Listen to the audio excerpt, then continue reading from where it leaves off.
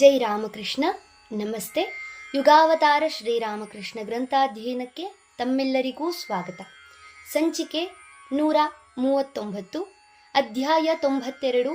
ಕಟ್ಟಾ ಮಡಿವಂತ captain. Captain Vishwanath Upadhyaya ಎಂಬುವನು Nepal ರಾಜ್ಯದ ಹಿರಿಯ ಅಧಿಕಾರಿ. ಕಲ್ಕತ್ತದಲ್ಲಿ ಆ ಸರ್ಕಾರಕ್ಕೆ ಸೇರಿದ ಮರಮಟ್ಟುಗಳ ದೊಡ್ಡ ಕೋಠಿಯೊಂದಿತ್ತು. ಅದಕ್ಕೆ ಇವನು ಮೇಲ್ವಿಚಾರಕ. ಈತನ ವಾಸ ಕಲ್ಕತ್ತಕ್ಕೆ ಇದಿರಾಗಿರುವ ಹೌರಾದಲ್ಲಿ. ಈತನ ತಂದೆ ಕರ್ನಲ್ ಶಿವಶಂಕರ ರಾಯಭಾರಿಯಾಗಿದ್ದವನು. ಅತ್ಯಂತ ಸಂಪ್ರದಾಯಸ್ಥ ಬ್ರಾಹ್ಮಣ ಮನೆತನ ಅವನದು. ಧೈರ್ಯ, ಧರ್ಮನಿಷ್ಠೆ, ದೈವಭಕ್ತಿಯೇ ಮೊದಲಾದ ಸದ್ಗುಣಗಳು ವಿಶ್ವನಾಥನಲ್ಲಿ ವಂಶಗತವಾಗಿ ಬಂದಿದ್ದುವು. ಅವನು ವೇದಶಾಸ್ತ್ರ ಪಾರಂಗತ. ಪೂಜೆಗೆ ಕುಳಿತನೆಂದರೆ ಭಕ್ತಿ ಭಾವಭರಿತನಾಗಿ ಸಂಪೂರ್ಣ ಮೈಮರೆಯುತ್ತಿದ್ದ. ಒಮ್ಮೆ ಅವನಿಗೊಂದು ಅದ್ಭುತ ಕನಸಾಯಿತು. ದೇದೀಪ್ಯಮಾನವಾದ ಜ್ಯೋತಿಯಿಂದಾವೃತವಾದ ಸಾಧು ಪುರುಷನೊಬ್ಬ ತನಗೆ ದಿವ್ಯ ಜ್ಞಾನವನ್ನು ಕರುಣಿಸಲು ಕೈಮಾಡಿ ಕರೆಯುತ್ತಿರುವಂತೆ ಅವನು ಕಂಡ.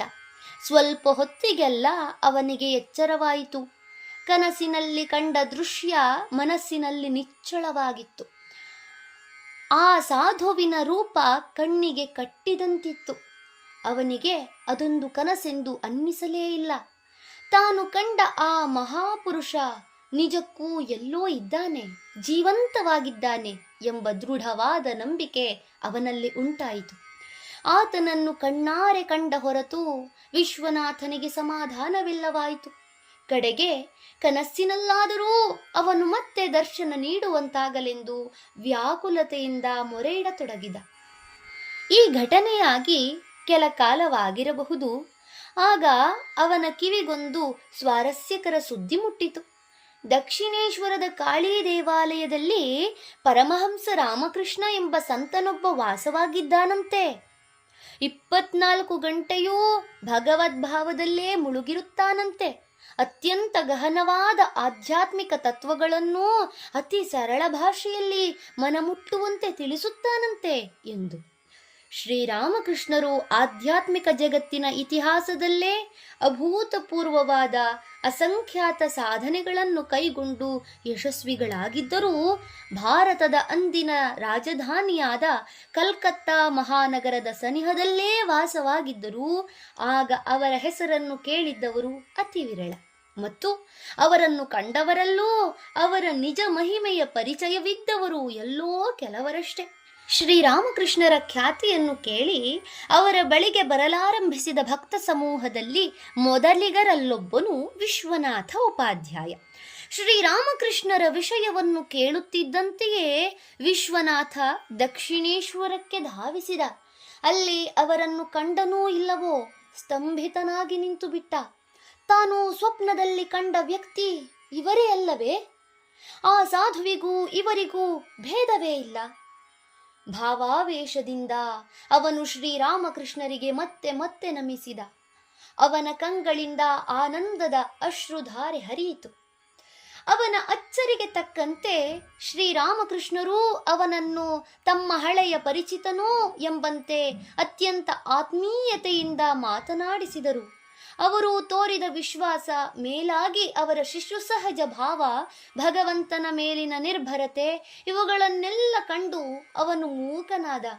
ತಾನು ಅಧ್ಯಯನ ಮಾಡಿದ ಶಾಸ್ತ್ರಗಳ ಸಾರವನ್ನೇ ಅವರು ಅನುಭವಪೂರ್ವಕವಾಗಿ ಹೇಳುವುದನ್ನು ಗಮನಿಸಿ ಅವರೊಬ್ಬ ಸಿದ್ಧ ಮಹಾಪುರುಷರೆಂದು ಆಗಲೇ ನಿರ್ಧರಿಸಿಬಿಟ್ಟ. ಅವರ ಮಾತಿನ ಮೋಡಿಗೆ ಮರುಳಾಗಿ ಮೈ ಮರೆತ ವಿಶ್ವನಾಥ ಆ ರಾತ್ರಿಯನ್ನು ಅಲ್ಲೇ ಕಳೆದ. ಸಹಜವಾಗಿಯೇ ಈ ಭೇಟಿ ಮುಂದಿನ ಭೇಟಿಗಳಿಗೆ ಅನುವು ಮಾಡಿಕೊಟ್ಟಿತು. ಪ್ರಥಮ ದರ್ಶನದಲ್ಲಿ ಅವನಲ್ಲುಂಟಾದ ಭಕ್ತಿ ಶ್ರದ್ಧೆ ದಿನೇ ದಿನೇ ವೃದ್ಧಿಗೊಂಡಿತು. ವಿಶ್ವನಾಥನು ಗೀತೆ, ಭಾಗವತ, ವೇದಾಂತಗಳಲ್ಲಿ ಪರಿಣಿತನಾದ ಪಂಡಿತ. ಆದರೆ ಕೇವಲ ಒಣ ಪಂಡಿತನಲ್ಲ. ಪ್ರತಿದಿನವೂ ಅವನು ತನ್ನ ಇಷ್ಟ ದೇವತೆಯನ್ನು ಅತೀವ ಭಕ್ತಿಯಿಂದ ಪೂಜೆ ಮಾಡುತ್ತಿದ್ದ. ಶಾಸ್ತ್ರವಿಧಿ ಆಚಾರಗಳಲ್ಲಿ ಅವನಿಗೆ ತುಂಬ ಶ್ರದ್ಧೆ. ಪೂಜೆ, ಜಪ, ಆರತಿ, ಮಂತ್ರಘೋಷ, ಶಾಸ್ತ್ರಾಧ್ಯಯನ ಮುಂತಾದವನ್ನೆಲ್ಲ ತಪ್ಪದೆ ಕ್ರಮಾಗತವಾಗಿ ನಡೆಸುತ್ತಿದ್ದ. ಅವನ ಈ ಗುಣಗಳೆಲ್ಲ ಶ್ರೀರಾಮಕೃಷ್ಣರಿಗೆ ಬಹಳ ಮೆಚ್ಚುಗೆಯಾಗಿದ್ದವು. ಅವನನ್ನು ಅವರು ಸಲಿಗೆಯಿಂದ ಕೆಪ್ಟನ್ ಎಂದು ಕರೆಯುತ್ತಿದ್ದರು. ಅವನ ಹಾಗೂ ಅವನ ತಂದೆಯ ಕುರಿತಾಗಿ ಅವರೊಮ್ಮೆ ಭಕ್ತರೆದುರು ಹೇಳುತ್ತಾರೆ, ಕ್ಯಾಪ್ಟನ್ನನದು ಎಂಥ ಮಧುರ ಸ್ವಭಾವ, ಎಂಥ ಭಕ್ತಿ. ಮೊದಲು ಅವನು 3 ದೀಪಗಳ ಆರತಿ ಮಾಡುತ್ತಾನೆ, ಬಳಿಕ ಏಕಾರತಿ, ಕಡೆಯಲ್ಲಿ ಕರ್ಪೂರಾರತಿ ಮಾಡುತ್ತಾನೆ. ಪೂಜೆ ಮಾಡುವಾಗ ಅವನು ಮಾತನಾಡುವುದೇ ಇಲ್ಲ. ಮೊನ್ನೆ ನಾನು ಪೂಜೆಯ ವೇಳೆಗೆ ಅವನ ಮನೆಗೆ ಹೋಗಿದ್ದೆ. ನನಗೆ ಕುಳಿತುಕೊಳ್ಳುವಂತೆ ಸನ್ನೆಯಿಂದಲೇ ತಿಳಿಸಿದ. ಪೂಜೆ ಮಾಡುವಾಗ ಅವನ ಕಣ್ಣುಗಳು ಭಾವದಿಂದ ಬೀಗಿಕೊಳ್ಳುತ್ತವೆ, ಒಳ್ಳೆ ಕಣಜ ಕಡಿದಂತೆ ಕಾಣುತ್ತದೆ. ಅವನು ಬಹಳ ಸುಶ್ರಾವ್ಯವಾಗಿ ಮಂತ್ರ ಹೇಳುತ್ತಾನೆ. ತನ್ನ ತಾಯಿ ಎದುರಿಗಿದ್ದಾಗ ಅವನು ಆಕೆಗೆ ಎತ್ತರದ ಪೀಠವನ್ನು ಕೊಟ್ಟು ತಾನು ಕೆಳಗೆ ಕುಳಿತುಕೊಳ್ಳುತ್ತಾನೆ. ಅವನ ತಂದೆ ಹಿಂದೆ ಇಂಗ್ಲಿಷರ ಸೈನ್ಯದಲ್ಲಿ ಹವಾಲ್ದಾರನಾಗಿದ್ದ. ಯುದ್ಧ ಭೂಮಿಯಲ್ಲೂ ಅವನು ಪೂಜಾ ವೇಳೆಯಲ್ಲಿ ಒಂದು ಕೈಯಲ್ಲಿ ಬಂದೂಕು ಹಿಡಿದು ಮತ್ತೊಂದು ಕೈಯಿಂದ ಶಿವನ ಪೂಜೆ ಮಾಡುತ್ತಿದ್ದ. ವಿಶ್ವನಾಥನು ಶ್ರೀರಾಮಕೃಷ್ಣರನ್ನು ಸನಿಹದಿಂದ ಕಂಡು ಅರಿತಂತೆಲ್ಲ ದಕ್ಷಿಣೇಶ್ವರಕ್ಕೆ ಅವನ ಭೇಟಿಯೂ ಹೆಚ್ಚಾಯಿತು. ವಾರಕ್ಕೊಮ್ಮೆಯಾದರೂ ಅವರನ್ನು ಕಾಣದಿದ್ದರೆ ಅವನಿಗೆ ಸಮಾಧಾನವೇ ಇಲ್ಲ. ಮಾತ್ರವಲ್ಲ, ಶ್ರೀರಾಮಕೃಷ್ಣರನ್ನೇ ಆಗಾಗ ತನ್ನ ಮನೆಗೆ ಕರೆಯಿಸಿಕೊಳ್ಳುತ್ತಿದ್ದ. ಅವನಿಗೆ ತಕ್ಕಂತೆ ಅವನ ಹೆಂಡತಿಯೂ ಅತ್ಯಂತ ಭಕ್ತಿಮತಿ. ಬಾಲಗೋಪಾಲ ಅವಳ ಇಷ್ಟ ದೈವ. ದಂಪತಿಗಳೀರ್ವರೂ ಶ್ರೀರಾಮಕೃಷ್ಣರನ್ನು ಆದರಿಸುತ್ತಿದ್ದ ಬಗೆ ಒಂದು ಅಪೂರ್ವ ಮಾದರಿ. ಧನ್ಯವಾದಗಳು. ಮುಂದುವರಿದ ಭಾಗವನ್ನ ಮುಂದಿನ ಸಂಚಿಕೆಯಲ್ಲಿ ನೋಡೋಣ. ಓಂ ಶಾಂತಿ ಶಾಂತಿ ಶಾಂತಿ. ಹರಿ ಓಂ ತತ್ಸತ್. ಶ್ರೀರಾಮಕೃಷ್ಣಾರ್ಪಣಮಸ್ತು. ಸರ್ವೇ ಜನ ಸುಖಿನೋ ಭವಂತು. ಜೈ ಶ್ರೀಮಾತಾ.